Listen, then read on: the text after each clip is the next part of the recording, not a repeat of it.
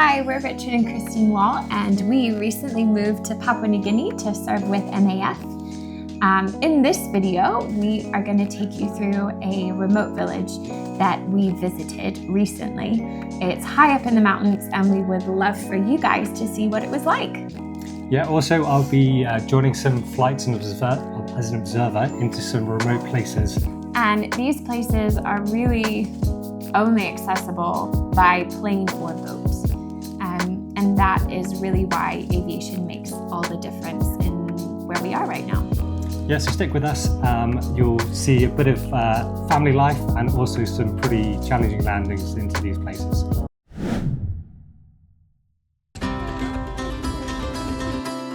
As part of our settling into PNG, we've got the opportunity to go to a village called Kompium to learn some more Tok Pisin. The kids were very excited about this flight.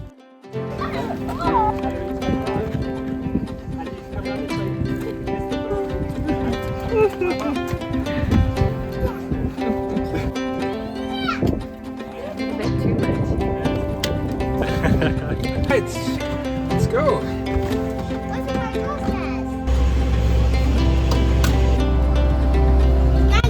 Now I can't see it.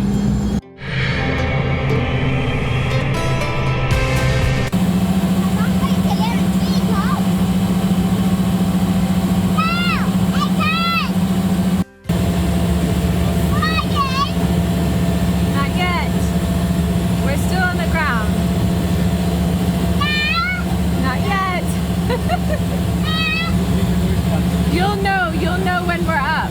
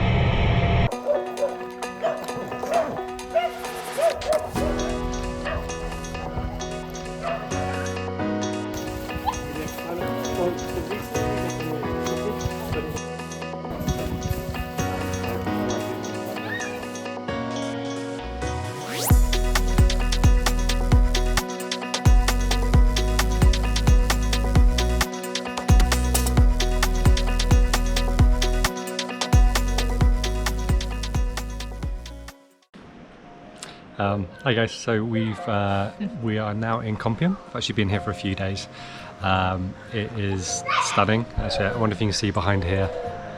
There's basically just goes down to off some cliffs down to the water, and it's really beautiful. We're here here for 9 days. We're doing some Tok Pisin language training, which is actually really interesting because there's a few people here who actually speak pretty good English and Tok Pisin, and so we've been learning a lot about the culture as well as the actual Tok Pisin as well. So yeah, we're enjoying our time here in Kompium. It's nice that we get to live a bit more within the community here, and also there's a lot more freedom, so we can kind of go out and, for instance, I went for a run this morning just over the hills and then down towards the river on the other side, and yeah, it's just a beautiful place. Like, it's nestled in the mountains. It's about a 20-minute flight from Mount Hagen. This morning we went to the school assembly and got to speak, and I think just seeing how the schools run, and how they do school, I found really interesting.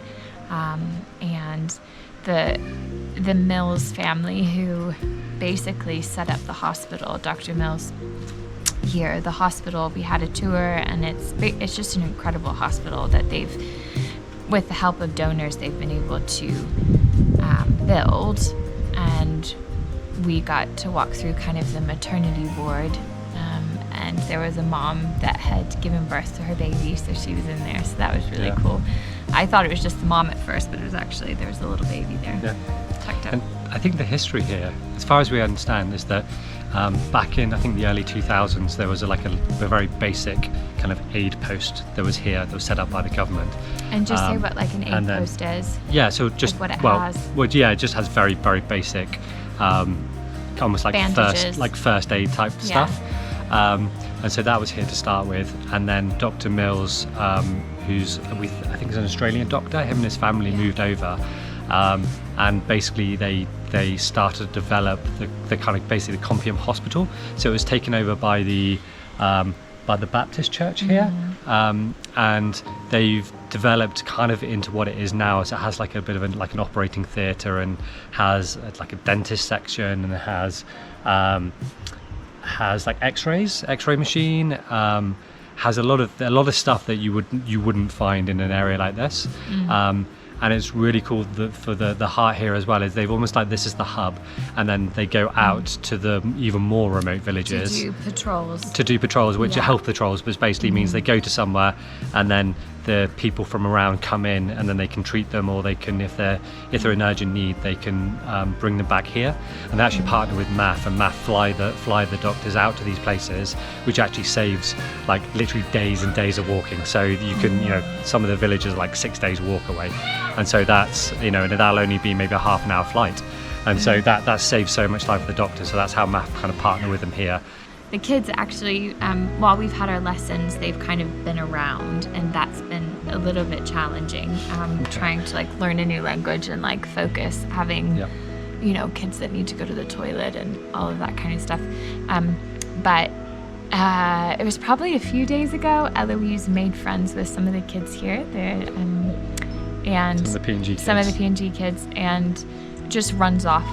And she just disappears, and her and Rupert just come back filthy, but they've had such a fun time.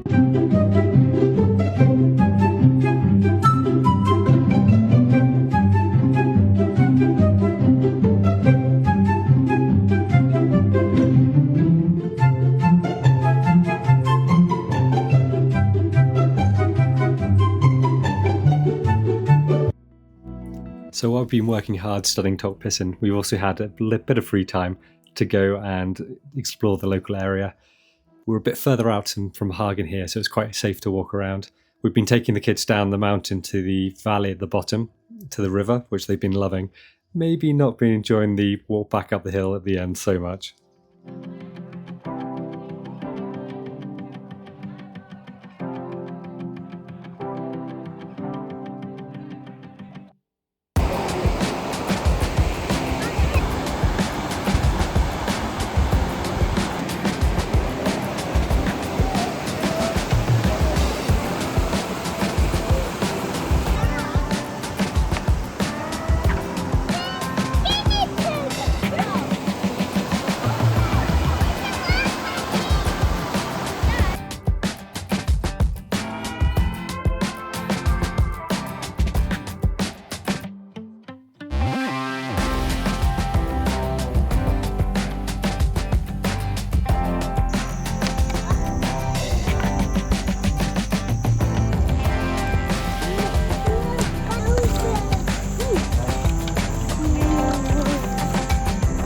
So we've just had our final exam for our Tok Pisin, and so we've been here for 9 days in Compium, and we'll be heading back to Mount Hagen tomorrow. Plan is to have a couple of weeks in Hagen where I'll be we'll have a week in the hangar with the engineers, and there's some stuff that I get signed off so that I can do work on the aircraft if we're somewhere remote in the bush, and then it will be a week hopefully for flights, for me to observe some flights, and then we'll be down to Goroka for us to start, or for me to start my pilot flying down there. So looking forward to that. How have you found the time here, Christine? Yeah, it's been like kind of like a little mini holiday because it's so quiet here because we're in the middle of nowhere. So at nighttime it's really quiet compared to Hagen. So a little holiday for us. And I've enjoyed walking down to the river and going for a swim.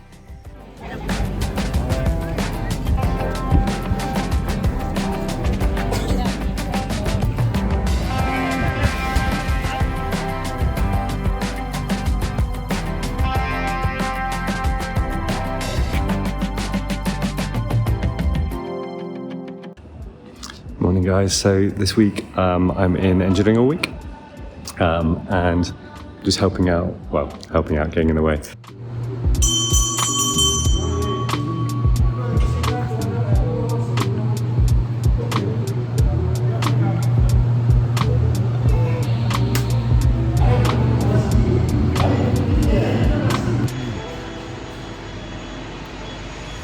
This week in engineering has been a great time to get to know the engineers more and to also kind of pick their brains about all the knowledge they have and the little things to watch out for with the aircraft. Really enjoyed getting a practical hands-on experience, and it's been good to see the aircraft all stripped down and the real care and the attention they put into checking all the different things on the aircraft.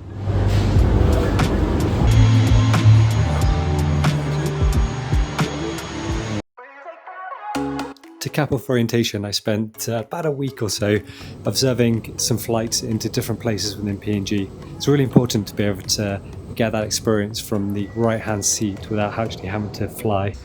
And has actually really helped transitioning onto line training, which I'm actually onto now. And there'll be more of that in the next video.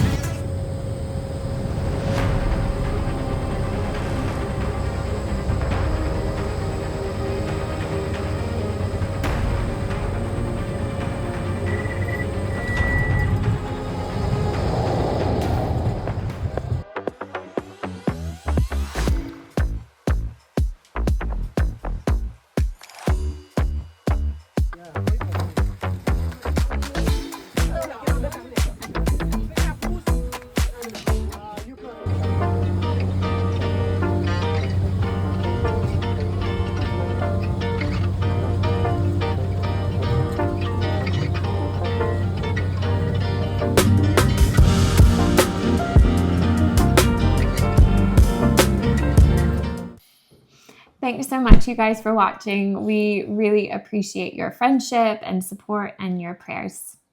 So in the next video, we'll show you a bit of line training, which we've actually just started. But for now, we'll leave you with a little story of what happened to me in the first week. Anyway, enjoy.